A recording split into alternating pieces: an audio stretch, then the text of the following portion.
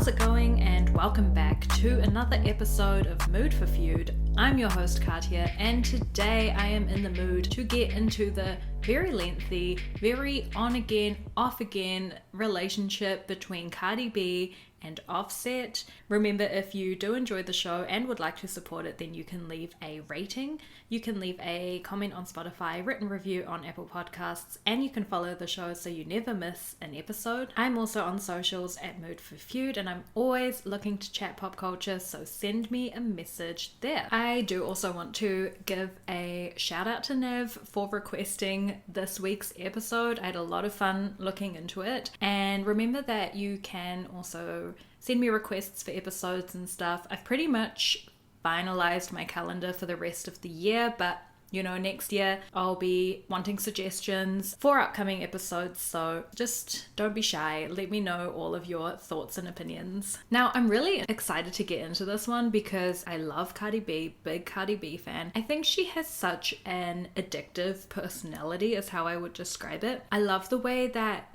she talks. She has this very unique speech pattern and way with words. She actually herself has said before that she's quite self-conscious about how she pronounces things. Like when she's rapping on her tracks, she tries really hard to mask her accent and mask the way that she says certain things, because growing up in a bilingual household, she's not as comfortable with English. Like, I don't think it's her first language, but I don't know, like, you know, she's valid in feeling that way. I personally am obsessed with the way she talks. I think it gives her so much character and uniqueness, but I also think it makes her someone who's really interesting to listen to. Like, I love how she tells stories and just the way that she describes situations. I don't know, I'm really obsessed with it. You know, she's super witty, she's incredibly funny, and she's definitely one of those celebrities who is on my list of like people that I think I could go to lunch with and I would have a good time. Like, I wouldn't be on edge or having to force laugh at their stupid jokes. Like, she is someone I genuinely feel like I would get along with. She eats good also. Like, if you follow her on Instagram, she'll quite often share like takeout that she's gotten or just like food that either she's cooked or has been prepared for her at home, and it always looks 10 out of 10. Like, if I could choose one celebrity's house to eat at, to have a meal with, it would 1000% be Cardi B. She has, do you know who's in close second? Lana Condor, the actress from To All the Boys I've Loved Before. She eats good too. She's like a close second for the best food options, food consumption, but Cardi B is like on top. And yeah, I don't know, I just think she's genuine, I think she's super authentic, and I'm obsessed. Offset, on the other hand, I feel like I'm honestly just neutral about him. Like, I truly, before looking into this, I did not know a lot about him. I didn't realize how little I knew about him until I started looking into this, actually. And then I realized, like, wow, I truly only know this man as Cardi B's husband. Like, I don't know anything else about him. So, yeah. I mean, if you are an Offset fan, like proper Offset fan, not just listen to like one or two Migos songs, like actually really like him, like please do let me know. Like, I want to know more about him. I did a bit of research on him for this, and there's not a lot of info out there, first of all. So if you've been following him for some time and you've been able to accumulate more information, like, I would love to hear from you. I'm so interested to know more about him. Before we talk more about Offset, let's get into Cardi B. So Cardi B was born Belcalis Malines Alamanza. First of all, I love the name Belcalis. I think it's such a nice name. I don't know what about it. It just sounds fancy, you know?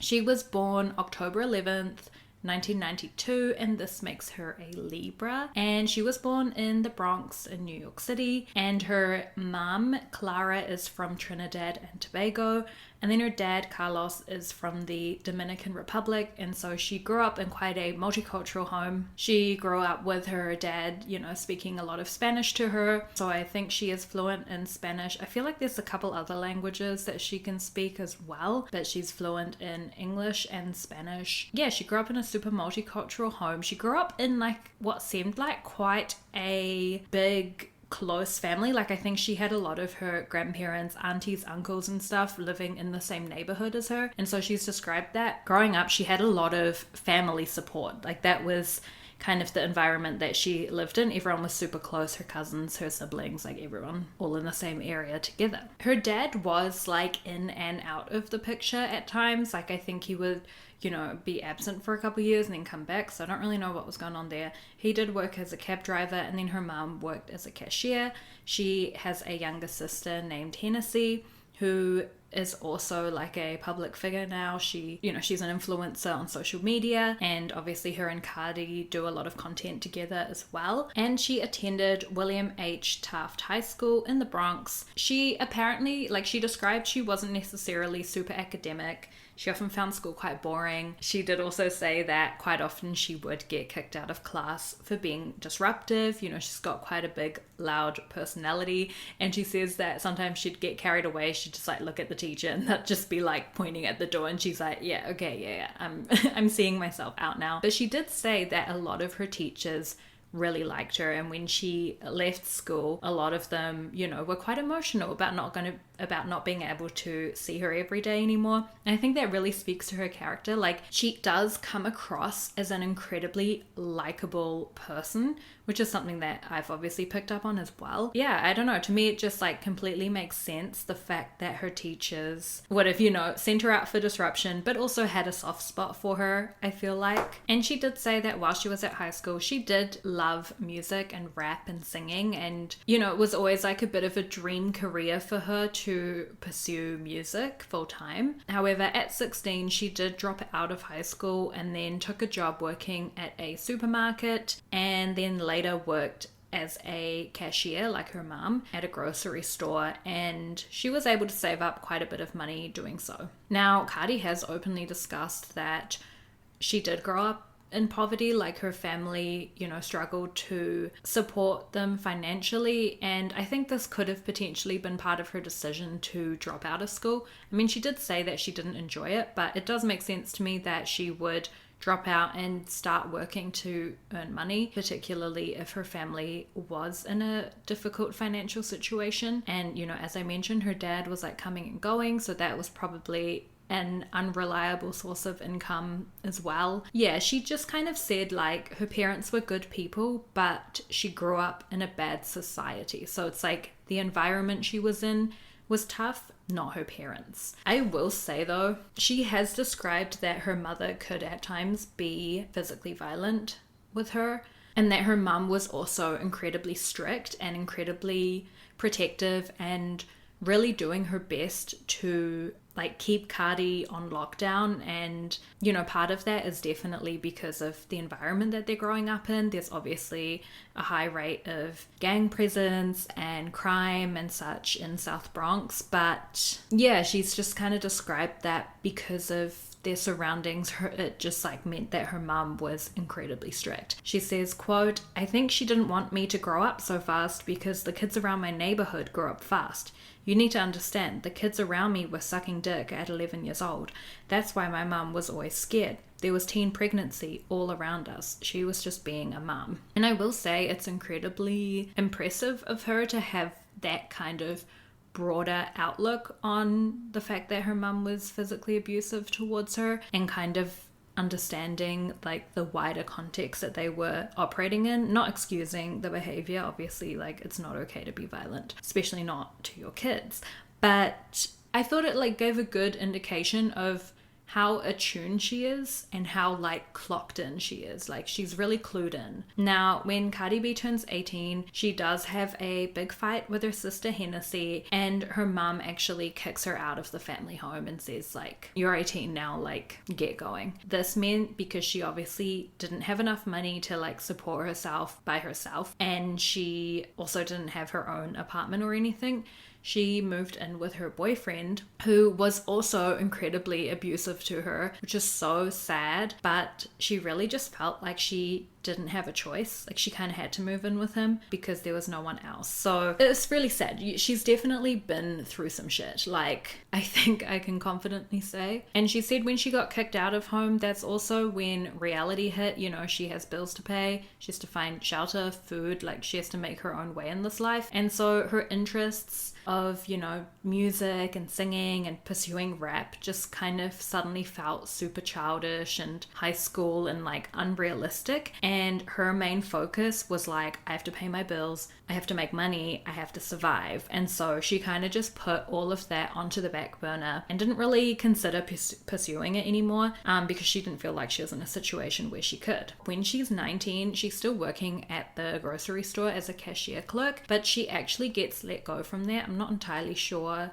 what the situation was, but after she gets let go, her manager from the grocery store actually suggests to her, like, hey, have you ever considered dancing at a strip club? Like, this is so creepy, but he's like, you've got a great body, like, have you ever tried that? You could make some money. And so she does. She like goes to a strip club, she gets hired as a dancer there, and that's how she becomes a stripper. I thought that was so wild that like her grocery store manager saw potential. I don't even know. It's just a weird situation. But it turns out for the better, because she has said since then that even though stripping is not for everyone and she wouldn't like recommend it to everyone, for her personally, it like saved her because of the financial freedom that it gave her and because of the like confidence that it gave her as well. And I have to say, looking through her life timeline so far, her decision to start dancing was like pivotal into becoming who she is today. Like, this is like one of those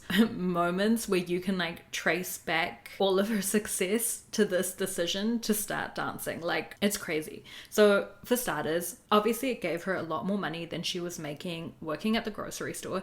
She described that like when she first started out, she was making maybe like 100 to 200 a week, but that as she amassed like a fan base and as she started doing it more consistently and as she improved as well and started, you know, working at some of the higher end clubs in New York, she was starting to make like $500 a week, and then eventually $1,000, and then eventually $10,000. So you're never going to be making that kind of money working at a grocery store.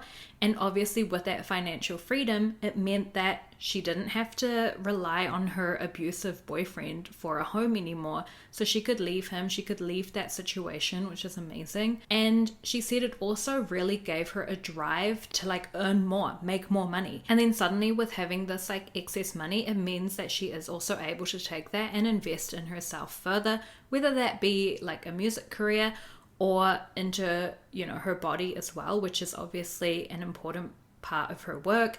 She described that through stripping, she was able to finance her first boob job, which obviously then in turn made her more money on the dance floor. She also noticed that the dancers who had like bigger butts, bigger asses were able to make more money. So she actually paid for like an underground illegal like butt lift. I think what happened was she paid someone like $800 to inject filler into her butt, which is like medically super dangerous. And I think someone ended up dying, and that lady who was injecting people like went to jail for it. So like super dangerous, but thankfully for her it worked out. But she said that also with like the body modification that she could afford, not only was she now making more money when she was dancing, but it like also improved her confidence a bit. You know, it made her feel good about herself, which is also super important. And around this time she also amassed a social media following because she started posting story times and stuff like that on Instagram. Obviously, she's working as a dancer at a strip club. Like, this is interesting content for people, right? Like, this is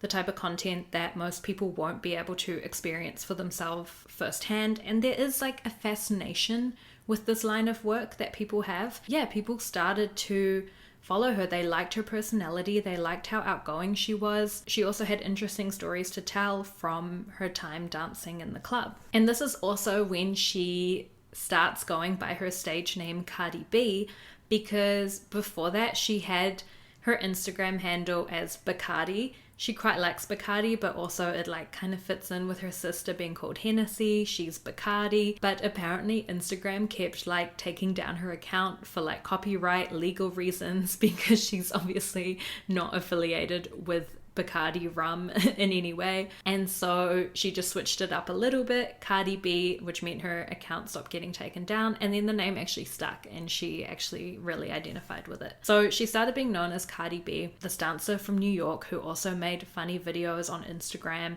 and also at the time on Vine as well. And so she did amass a bit of a social media following. Now, I actually got most of that information about her early life from an interview in 2020 that she did with Mariah Carey, and you should definitely check this interview out. It's on YouTube. It's just an audio. I think they were just talking over the phone. It was like during lockdown times. But it is such a good celebrity interview. Like, I feel like her and Mariah really just like clicked in a way that, based on the superficial things that I know about them, I just wasn't quite expecting. But yeah, definitely give that a listen if you are interested. So as I mentioned, she starts gaining significant attention on social media. She also has a great personality, but she also, because she's a comedian at heart, like she's got funny little sound effects that she'll like throw in while she's talking, which makes her so entertaining to listen to. But I think at the same time, she is also super candid, and she's not afraid to like tell it how it is, to get real, to like talk through the good shit and the bad shit as well. But as she keeps growing on socials, she hits a point where she is then cast in season 6 of VH1's TV show Love and Hip Hop New York. And this is where I would say she went from being like maybe a niche New York creator / dancer to gaining fame across America, but also like outside of the US as well. Like, this is when I first saw clips of Cardi B, although I didn't really at the time know who she was, because a lot of her sound bites from the show went viral on the internet. So for example, you might recognize her from the clip where she's like, "I'm just a regular, degular, schmegular girl from the Bronx." Like, I remember that making the rounds on the internet at the time. I think this would have been around 2015. Then there was also that clip where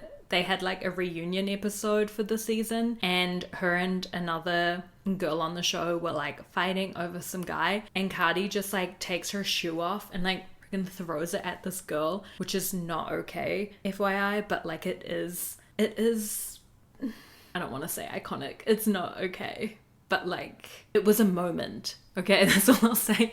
It was a big moment on the internet. And then from that whole debacle, we get her being like, "What was the reason? What was the reason, bitch?" So these are all like clips that I remember watching on the internet at the time. And even though I didn't necessarily know like this is Cardi B, like I recognized her from that. It just put her a bit more into the international sphere on the internet, like in an internet virality type of way. Now, the funniest thing is, even though she's cast on a show called Love and Hip Hop, I don't think at that point she was that active in the music industry. As I mentioned, she had an interest in rap and singing. She kind of gave it up because she had to pay bills. Then she started having disposable income, which she could invest in herself. And I think she was like maybe on the precipice of considering going back to her music dream. I don't think she was very active in the space at all. Like, she was very much brought onto the show as like a social media internet personality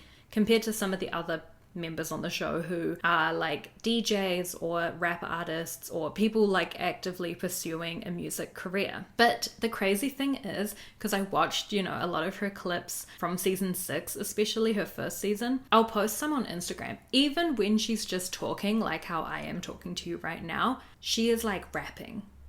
Subconsciously, I guess, just in the way that she talks, there's like this musical pattern to the way that she says stuff, and you could like put a beat behind any of her clips of her talking and it would sound like a rap song. Like, I think she always had that kind of natural talent within her, and it came out even when she wasn't trying. Like, even when she's just sitting there talking to the camera, it sounds like a rap. It's crazy. Hopefully you'll get what I mean when I post some clips on Instagram. So her time on the show was pretty successful. She is still working at the strip club though. She describes that her manager at the strip club, he would drive her to bookings and stuff, and they would spend a lot of time in the car and, listen to music, and sometimes she would like freestyle rap on top of songs that they were listening to. And he was like, "Hey, like, you're actually really good. Like, you should consider pursuing this. And then she kind of said to him like, I'm not really that interested because I need to make money. Like, I'm all about making money. And he said to her like, you could make money. If you gave it a proper go, this could become lucrative. And this is when she kind of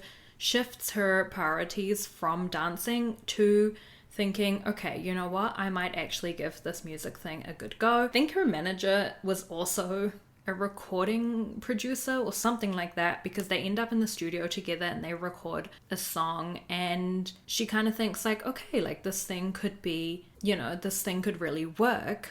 And so I think in that moment she does like pivot her goalposts a little bit. You know, her time on the show Love and Hip Hop season 6 was really good. She'd been booked to return in season 7 as well, and it had garnered her following like outside of New York. And around this time, you know, she does a magazine spread with Vibe magazine. She also appears on Cocktails with Khloe Kardashian, which I forgot about this segment that Khloe used to do, but I will be looking through all of those YouTube videos now. And in 2016 she releases her debut mixtape Gangsta Bitch Music Volume 1. The following year she releases Volume 2, and already by the time Volume 2 comes out she has a bunch of features. Like, she's getting to know other rap artists. Offset is one of these features that she has on her second mixtape. And then 1 month after that she signs with Atlantic Records in February 2017, and then by May she's nominated as Best New Artist and Best Female Hip Hop Artist at the 2017 BET Awards. So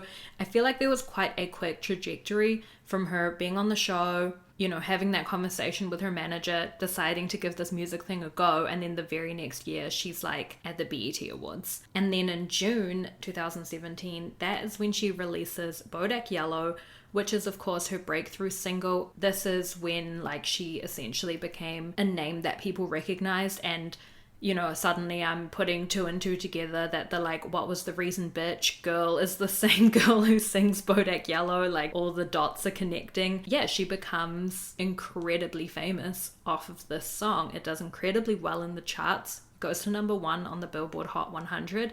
It actually knocked Taylor Swift's Look What You Made Me Do off of the number 1 spot. So everyone knows how difficult it is to get Miss Swift knocked off number 1. So it does super well.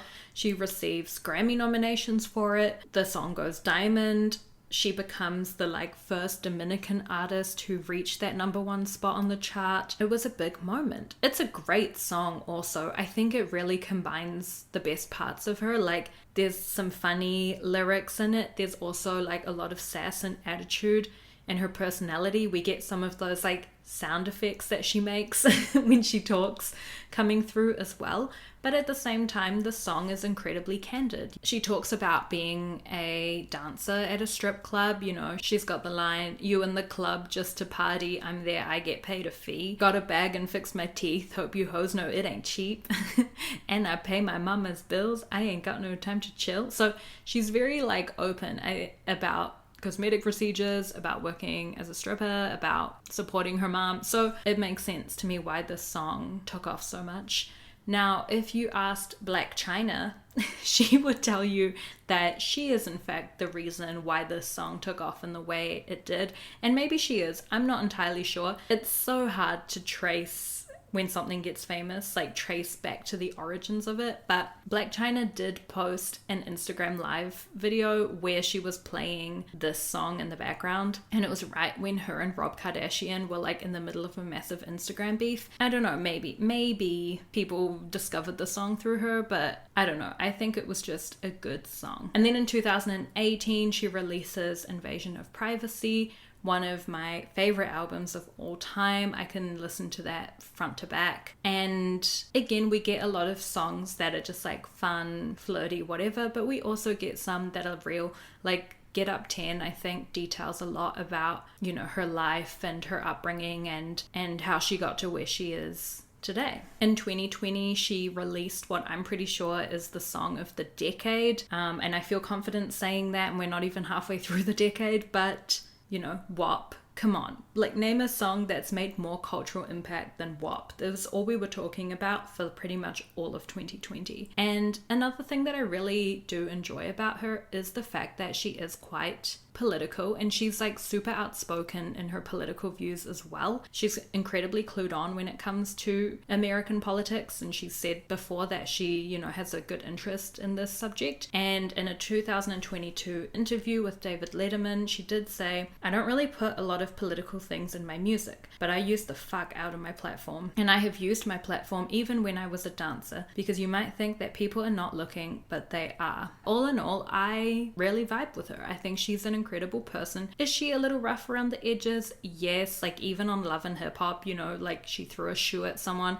She had scraps with another person on the show. So she is violent, which is not okay. Like it's not okay to act violently towards another person. But I am impressed by her like grit, determination, and I think she's had a lot of growth as well, maybe, or maybe we're just not hearing about it anymore, but I'm a big fan. Let's move on to Offset. So Offset was born Kyari Kendrell Cephas. He was born December 14th, 1991, and this makes him a Sagittarius, and he grew up in Gwinnett County, Georgia, which is pretty close to Atlanta, I believe. And do you know what? There was just not a lot of information about his upbringing, and by not a lot, I mean pretty much zero. All I could really find out is that his dad left when he was around 4 years old, and that he grew up really closely with Quavo and Takeoff, who he ends up forming the rap group Migos with. But even that is like, there's so much conflicting information online. Like, for example, I saw some articles that were like, oh, Quavo's mom raised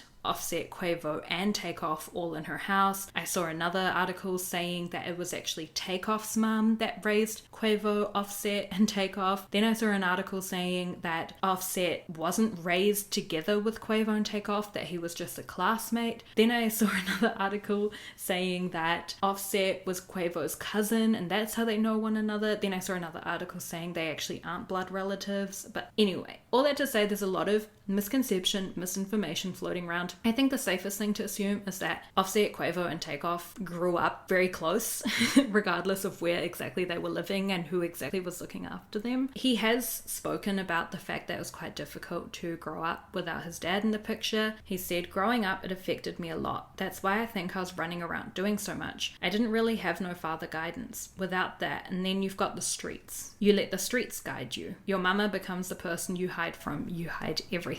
So I think he did have a bit of a rough upbringing in the sense that he was acting out, is kind of what I gathered from that statement. And we do know that he had a couple run-ins with the law before he became famous, and he has also been incarcerated before. So I think all of that like really matches up with what he's saying. But yeah, I couldn't tell you where he went to school, couldn't tell you what his parents did as professions, couldn't tell you who raised him. Like, I don't know. He did actually reunite with his dad in 2019. He shared a video on Instagram, which was pretty emotional, of the two of them reuniting, and he kind of said that he'd always held space open for his dad to come back into his life, and he hadn't really like held it against his dad for stepping out when he was so young. When he was 11 years old, he was also cast as a backup dancer in Whitney Houston's music video for What You Looking At. And I had a look at the clip. It's pretty cute. Like, he's obviously 11 years old, but he's a good dancer. He's a great dancer, even from a very young age. In 2008, that's when Offset, Quavo, and Takeoff decide to form their rap group together. They're all still in high school. Takeoff is obviously Quavo's nephew, but they are only 3 years apart. And then I'm pretty sure Quavo and Offset are like the same age. So the three of them were quite close growing up, obviously. And yeah, they decided to make this rap group. And it was initially called Polo Club, but then later they changed it to Migos after like the Three Amigos, because they were kind of this little like clique of three that always stuck together. In 2011, they released their first mixtape, Jug Season, and then in 2013, they break through with their single Versace, which Drake also remixed, and that completely just skyrocketed them into fame. I'm sure we've all heard that song, right? Versace, Versace. Versace, Versace, Versace. That's like 90% of the song is just that. Yeah, as I've mentioned though, he has had some run-ins with the law. He's been arrested for burglary and theft, driving on a suspended license, although he has clarified that he did actually have a valid license and that was an error on the police officer's part. And then in 2015, all 3 of the Migos members were arrested. They were doing a gig at Georgia Southern University and they got arrested for marijuana and gun possession. And I don't think it was just them, it was like heaps of people in their entourage as well, just like all got rounded up. And even though Quavo and Takeoff were released on bond, Offset wasn't. He remained in custody. And then while he was in custody, he got into an altercation with another inmate and a fight broke out. So then on top of the marijuana and gun possession charges, he suddenly also had charges for, assaulting an inmate and inciting a riot.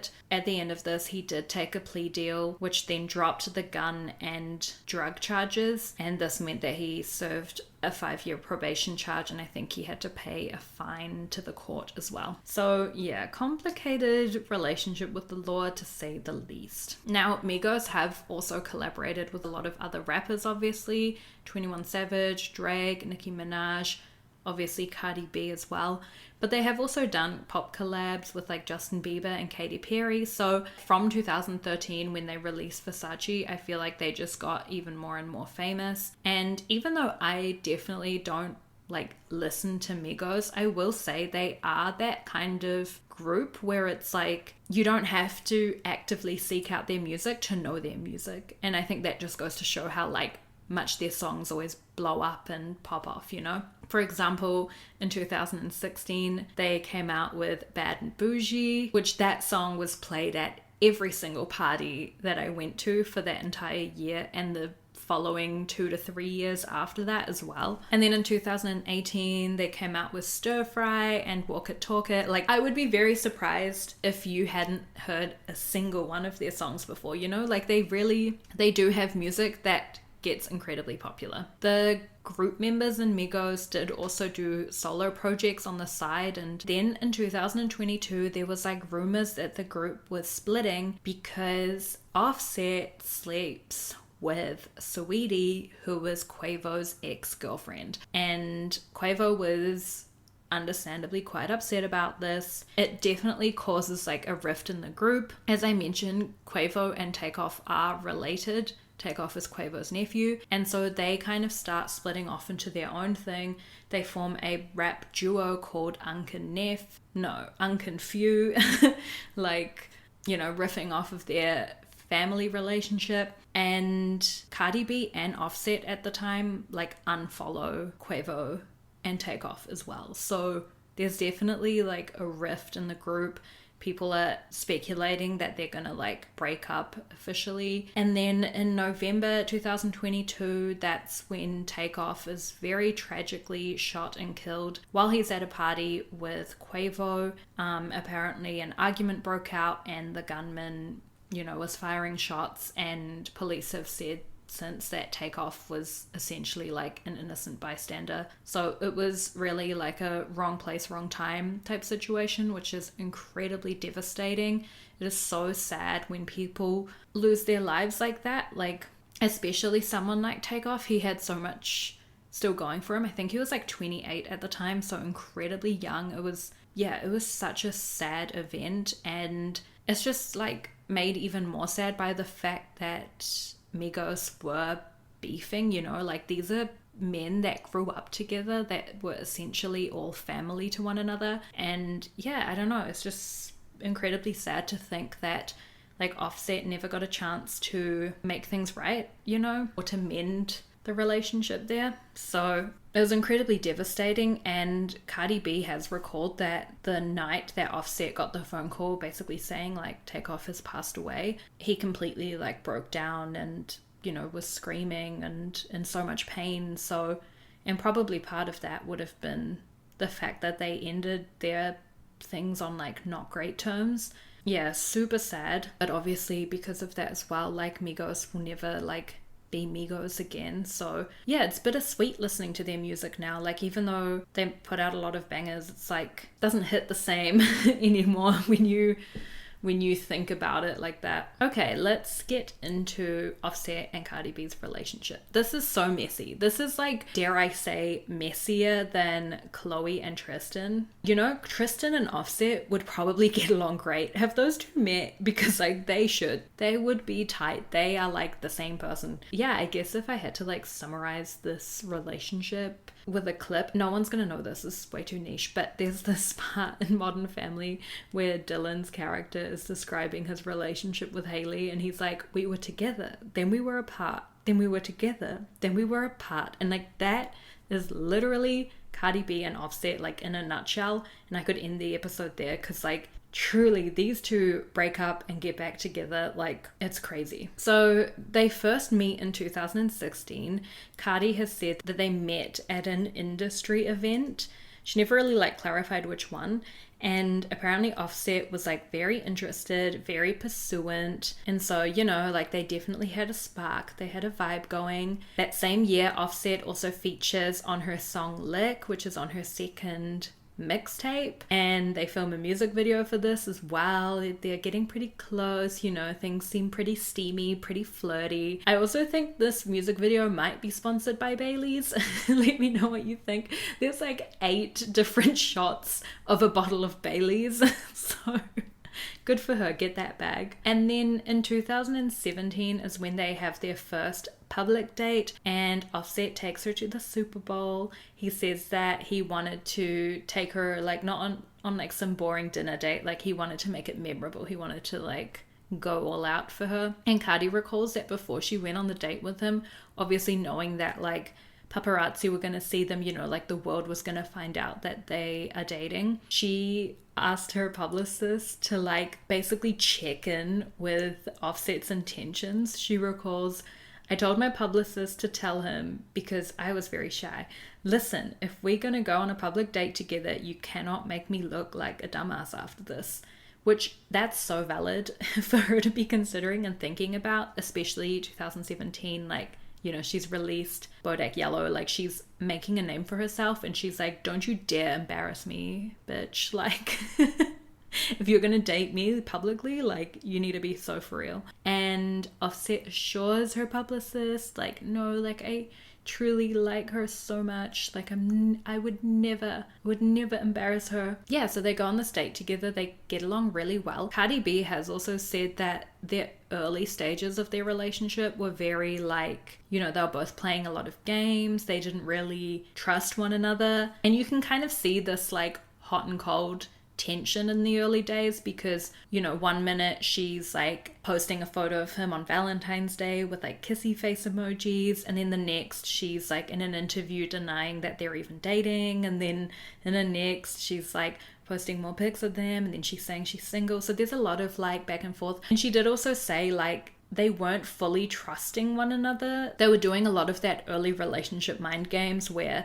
you know, if he took 3 hours to reply to her, she was going to wait 5 hours to reply to him, and that kind of stuff. And that they essentially then like sat down, talked it out, and were like, okay, we clearly both have like proper feelings for one another, so let's just go all in. And in August at the VMAs, she's interviewed, she's asked about how things with Offset are going, and she expresses that, you know, she's ready for marriage, and she says, you know, if you want to propose to me, you can. She kind of like extends that offer. And then in October, Offset does propose to her on stage at a concert in Philadelphia. He pulls out probably the like fattest engagement ring that I've ever seen in my entire life. And then also that same night, their song Motorsport drops with Nicki Minaj and obviously the rest of Migos as well. And in Motorsport, we get that iconic line from Cardi, I get upset off, I turn Offset on. I told him the other day, man, we should make that porn. Which, remember that line actually, because that does not age well. And then in November, Offset gets sued by one of his baby mamas for unpaid child support, and this is when we first kind of find out that he actually has 3 children to 3 different women. And Cardi B has said that like the fact that he was a dad when she met him and that he had experience with parenthood actually made her feel like more comfortable with him when they started having their own kids, because it was like, okay, like he's got experience, like he knows what he's doing. And then only 2 months after the big flashy proposal with a diamond the size of my face, we get the first bout of cheating rumors. There's an alleged video of Offset. He's in a hotel with another woman, and then someone else like hacks his iCloud and leaks all of these nude photos of Cardi B, which is like so fucking inappropriate. But the hacker also leaks nudes of another woman, which then people were like, why does Offset have nudes from like a woman that's not Cardi B, you know? So all of that was happening. And then around this time, another woman also comes forward claiming that she's pregnant with Offset's child, but I'm not sure how true these allegations are, because she had also previously said that, like, made similar claims about other rappers as well. Yeah, I don't know. So this could be like a Mariah Yeager type situation. I'm not too sure. But either way, like the fact that there's 3 different cheating rumors floating around at one point in time, like at least one of those is probably true. I don't know. So yeah, that's obviously like really annoying, especially that only just started dating that year. He proposed to her so publicly on stage 2 months before that, and then now he's doing this, even though she asked him via her publicist, like whether he was being for real and like, please don't make me look like a dumbass, and then he just goes and does this anyway. Offset and Cardi B do obviously work things out though, and in January 2018, Offset tattoos her name on his neck. But then that same month, there's also rumors that he has made a sex tape with someone else, which I was like, did you not listen to the lyrics of Motorsport? She wanted to make that porn with you. Why would you go do that with someone else? And then a lot of people around this time are kind of addressing Cardi B, like, what's going on? Like, you're still hanging out with him. There's all these multiple accounts of him cheating coming out. What's happening? And she kind of addresses why she isn't leaving Offset. She says, I know I could get any man I want, any basketball player, football player, but I want to work out my shit with my man, and I don't got to explain why. I'm not your property. This is my life. I'm going to take my time and going to decide on my decision. It's not right what he fucking did, but people don't know what I did, because I ain't no angel. And I will say, if you've been following Cardi B on Vine since the early days, she does have a Vine video where she's like, everyone is allowed to cheat once in their relationship. So, you know, maybe this is like kind of the situation here, like it's happened once or maybe twice, who knows. And she's like, okay, we're going to move on, like we're going to work through it. In April 2018, Cardi B drops her album Invasion of Privacy, and like I said, the album is incredibly personal. There's a lot of lyrics about her upbringing and her growing up, and we also get a lot of songs that talk about being cheated on. We've got the line in Be Careful where she says, I could have did what you did to me to you a few times, but if I did decide to slide, find a man, fuck him, suck his dick, you would have been sick.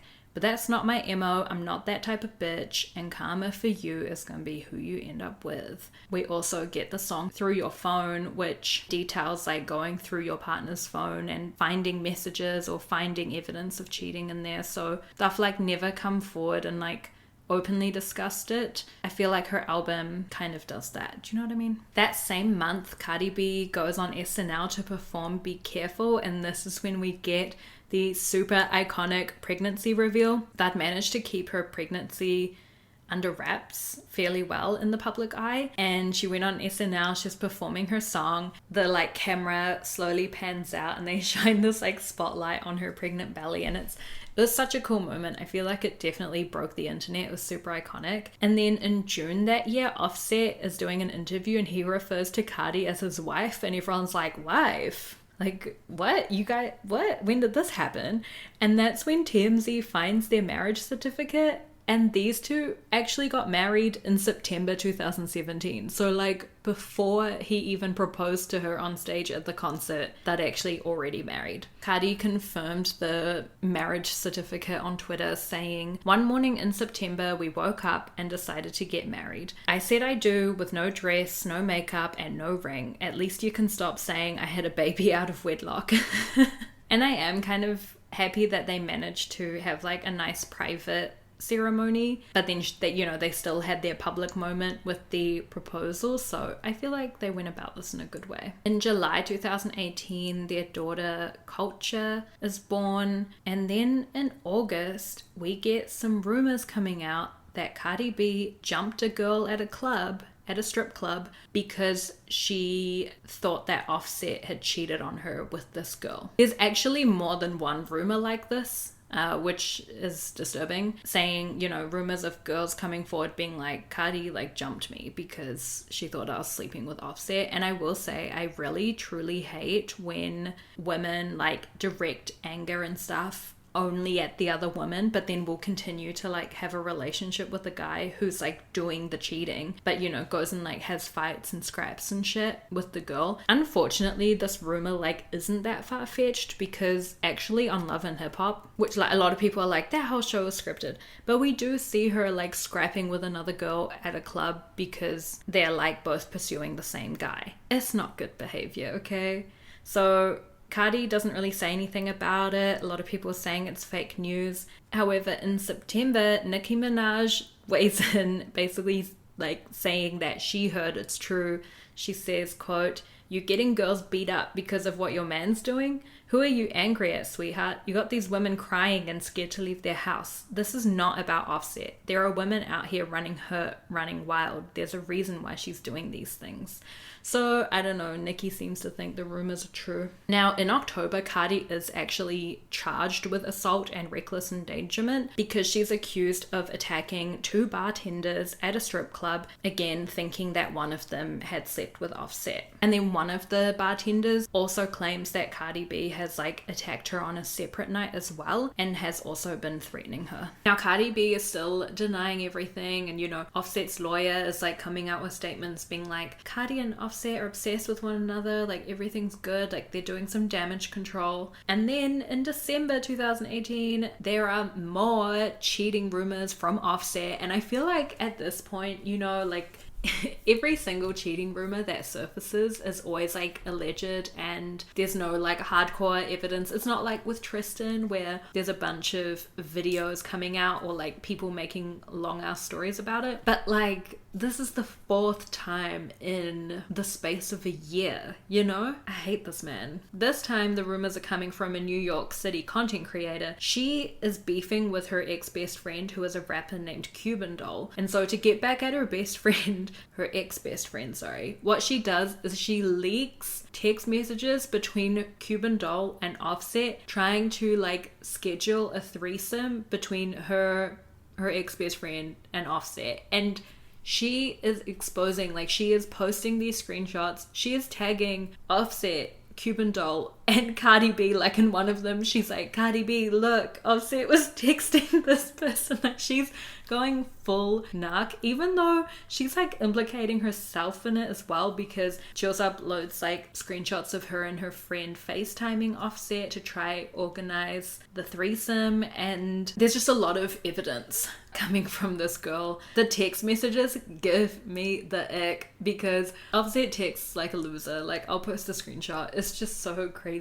It's like, come to New Orleans, and he like spells it wrong. Anyway. And then that same month, Cardi B does reveal on Instagram that her and Offset have decided to split up. Thank God. I mean, like he's only cheated on you like 6 times. She does keep it classy though. Like she's saying, we've grown apart, blah, blah, blah. She's giving the like PR statement. And then Offset's dad makes a statement. I'm sorry, who asked you for your opinion? You weren't even in your son's life for like most of it, so I don't understand why you suddenly now are like comfortable to call people out. But he essentially like tells Cardi like, boys are gonna do what boys are gonna do. Like he says about Offset, like most young adults, he doesn't always do what he's advised to do. But we're talking about a 25-year-old with an unlimited supply of money, women chasing him, people at his disposal, etc. Couple that with a hot-headed female that thrives off social media attention and is on the same financial level / above him, and it's a recipe for disaster. And then Offset's sister actually also goes on Twitter and is like defending him as well, and like liking tweets that are saying like women will go after a rich dude and expect them not to cheat, which like that is a horrible sentiment to have, but she's like defending her brother as well. So it seems like his family maybe doesn't like love Cardi, which is so rich because I'm not saying she's perfect, but like he's also not, so I don't know. After Cardi B announces on Instagram that her and Offset are splitting, one of his like alleged hookups that he cheated on Cardi B with comes out with a video and is like crying and apologizing and basically says like she didn't think Cardi B and Offset's marriage was that serious. What? She's like, I feel so bad. I feel like I'm responsible. I'm like, no, you were only one of like 8 other people that he cheated with. Don't blame yourself. However, Cuban Doll, the rapper whose text messages were like leaked online, she's denying that she's ever been with Offset, and she does it in the best way. She just says, I've never been to New Orleans, and like copies the spelling that Offset had used in the messages. And then around that time, Cardi B performs Motorsport, and you know, like I said, instead of the lyric I told him the other day, man, we should make that porn, she changes it to I told him the other day, yeah, we gon' get a divorce. Which is so funny and iconic from her. And then the next morning, Offset sees the video from her performance and tweets, fuck y'all, I miss Cardi. Now around this time, a lot of people are also calling Cardi B like an attention seeker and wondering whether her and Offset were actually officially together or whether, you know, it was all a big PR stunt. But she says, ain't no type of publicity that I would ever want that would have my daughter looking at me crazy when she gets older. And I think that's so valid. Like, we have to remember they have children together. They're not just gonna do like super crazy stuff for attention like that, I would hope. Offset is being like the classic guy that's just realized he's fucked up that one too many times and now he needs to like turn to love bombing. He goes on Instagram and he writes this whole thing saying he wants to apologize to Cardi. He knows that he embarrassed her. He says, I love you and culture. I want to spend Christmas with you. I want to be able to spend the rest of my life with you. He goes on to perform at a concert with 21 Savage and he gets the entire crowd to chant, Cardi, take Offset back. He then crashes one of Cardi's performances and goes on stage wheeling out like a massive bouquet of flowers, and yeah, he's doing all of that. And unfortunately it does appear to work, because 2 weeks after she announced that they had split up, they're actually papped jet skiing together in Puerto Rico. And then Cardi B is like, oh no, I just needed some dick. Don't get it twisted. We're still split up. Like, I was just, you know.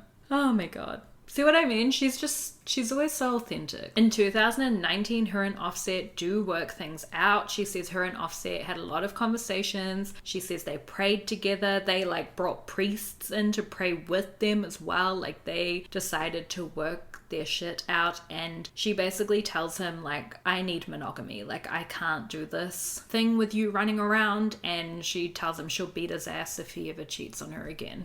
Now this year, Cardi B also pleads not guilty to the assault charges from the strip club, which means the investigation is still ongoing. And then in 2020, during lockdown, unsurprisingly, they're doing incredibly well.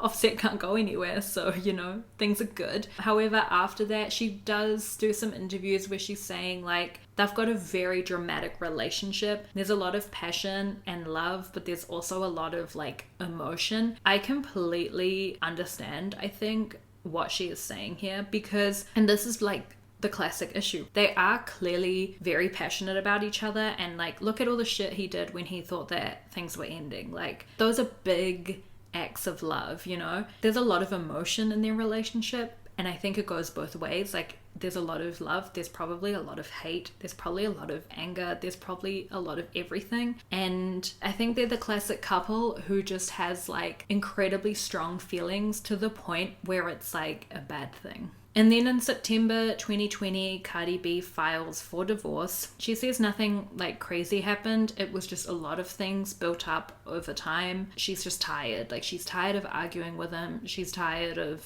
this roller coaster. Although the next month in October, Offset is at her birthday and they're like making out and dancing together again. So it's all just a bit up in the air. She does say herself, she says, "No, I'm just a crazy bitch. One day I'm happy, the next day I want to beat a man up. Then it's hard not to talk to your best friend, and it's really hard to have no dick." So I feel like she simultaneously misses her friendship with Offset, but then also just like wants some sex. I don't know. And then in November, she does also call off the divorce. So it's like September, divorced, October, fucking around, November, back together. We get to 2021, 2022. See what I mean? Like, they're hot and cold, man. They're like, I would love, this is shady, I would love to work in their home. Like, the staff must just be like all the time because of the way that their relationship just like flip-flops. I mean, there must be so much tea there. In June 2022, Cardi B announces that she's pregnant with their second child. This time it's while she's on stage at the BET Awards. And then in September that year, she gives birth to Wave, their son.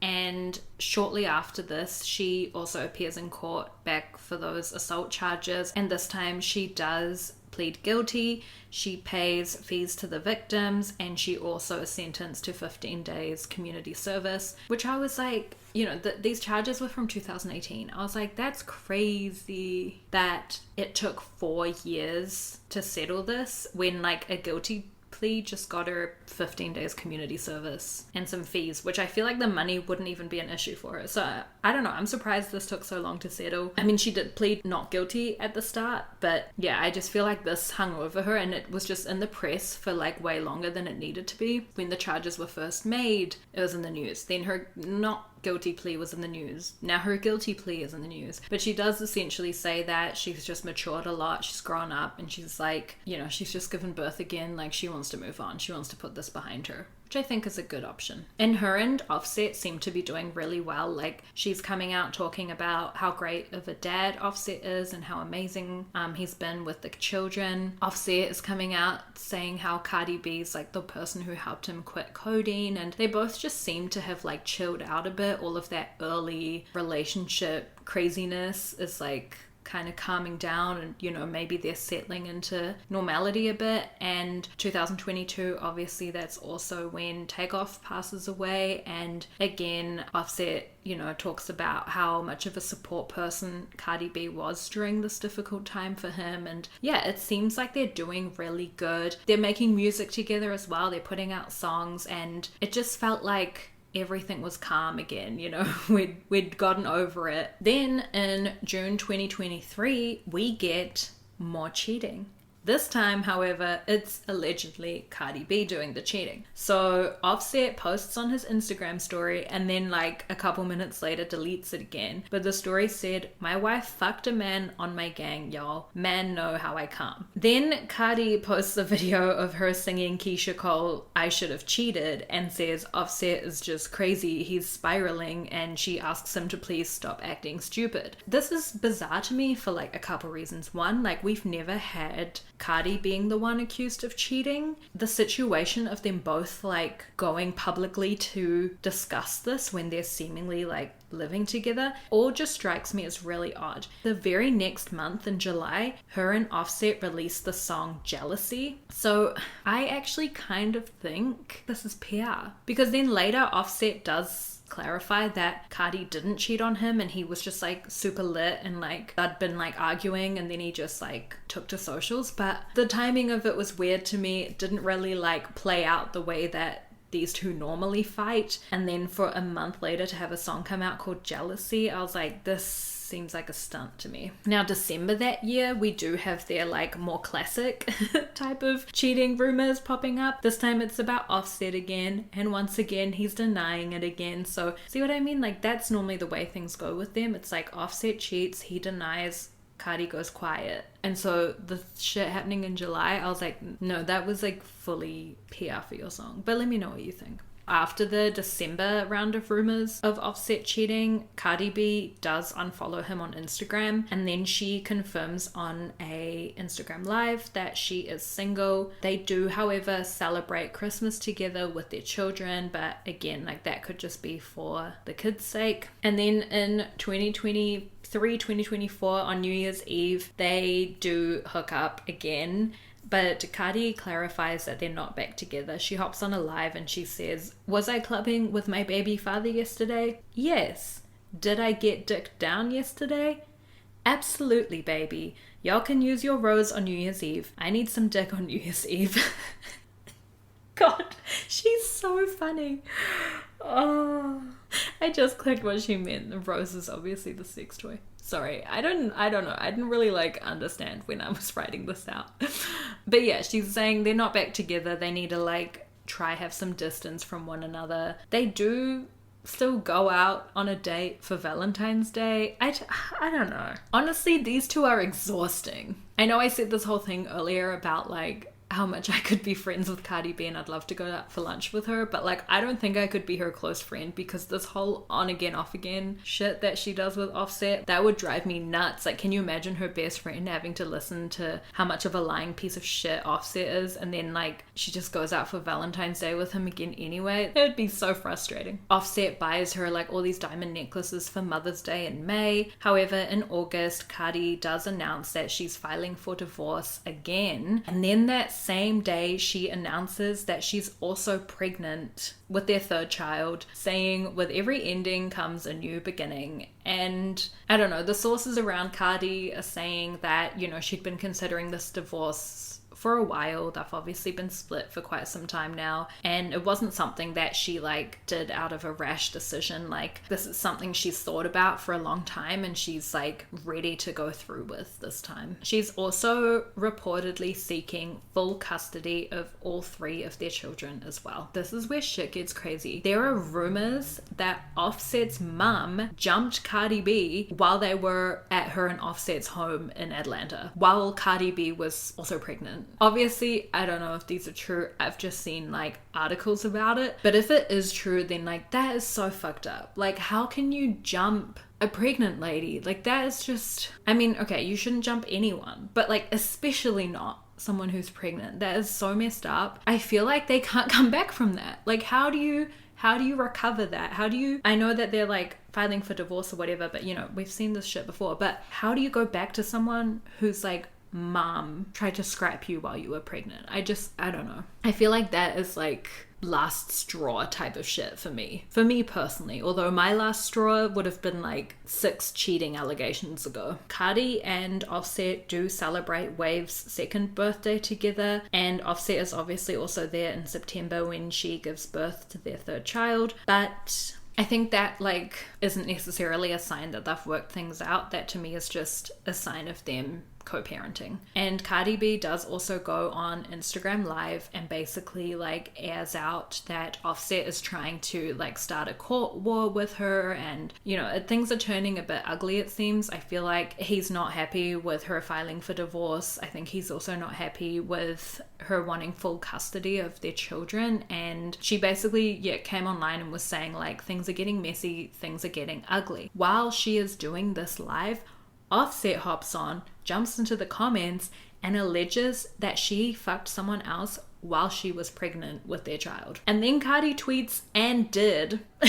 I don't know. People are that's her confirming it. I'm kind of even if it's not true, I don't know. I feel at this point, if I had someone who cheated on me 6 times, if they somehow got it into their mind that I cheated on them, I would just run with it. I'd be yeah, I did actually, and it was good. Even if it didn't happen, because it's just you need to understand a little taste of your own medicine. I will say this whole situation, him airing that out so publicly, if it is true, is first of all so disrespectful to the mum of your children, especially when all the times that he cheated on her, she didn't really air shit out, didn't air out details on the internet. She was always having his back, looking out for him, being really coy with her answers about like, we just grow apart or we have big feelings. Like, she never like airs out his shit like this the way that he did. It's also just so sad for their children, and especially for like, I don't know, what a horrible, like, if it is true, like that's obviously shit, but also what a horrible thing to tell the whole world about your child. Icky. I felt icky about it. I just was like, and after all the shit he did, he has the audacity anyway. But that's kind of where things are at now. I am praying that she goes through with the divorce this time, because I don't think I can handle these two back together. Like, they are a mess. And, you know, like I said, I think it would be tough to come back with the like alleged scrap with Offset's mom. I think at this point you just have to like look at the last 6 years and be like, okay, none of that was worth some good dick on New Year's, you know, like,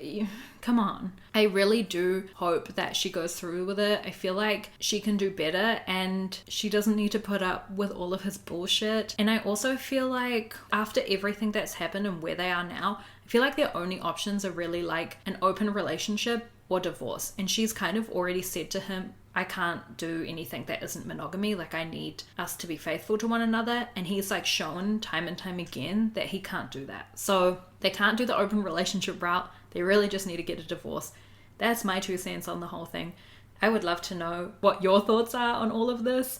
And it's messy, man. That's all I'll say. Like, these two are so messy, and I would never want to get on the bad side of Cardi B, because yeah, I feel like she could definitely hold her own. Offset's mom was wild for like, there's a reason Offset's mom waited for her to be pregnant before like going in, right? I've seen the way Cardi B threw that shoe. There's no way I'm messing with her. But let me know what all your thoughts are. Don't forget to rate and review the show if you do enjoy it. And please feel free to leave a written review. I love my words of affirmation. And you can connect with me on socials at Mood for Feud. I hope everyone is crushing their goals this week. And of course, keeping out of trouble.